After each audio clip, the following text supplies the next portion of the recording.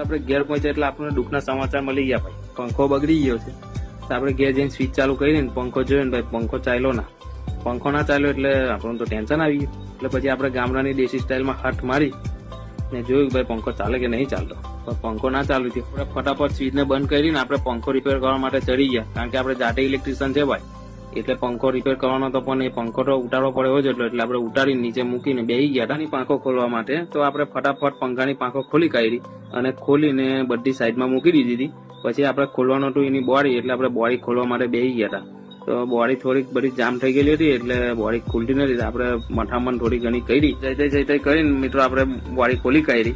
Body ખોલીને પછી આપણે જેવું ખોલીને એટલે તરત જ મને તો દેખાઈ ગયો ભાઈ કે વાયર તો તૂટી ગયેલો છે એટલે પંખો નહીં જ ચાલે. ફટાફટ આપણે જે મેઇન મસાલો આવે પંખો ચાલે તે કરી લીધો હતો ને વંશભાઈ આપડા ચાવી લઈને તૈયાર થઈ ગયા હતા, પણ એમને નતા લઈ જવાના એટલે આપણે એકલા લઈને નીકળી ગયા હતા ને પહોંચી ગયા હતા આપણી ફોર્ચ્યુનર પાસે. ફોર્ચ્યુનર નો દરવાજો ખોલીને આપણે આ મસાલો બધો મૂકી દીધો હતો ને ગાડી લઈને આપણે નીકળી ગયા હતા.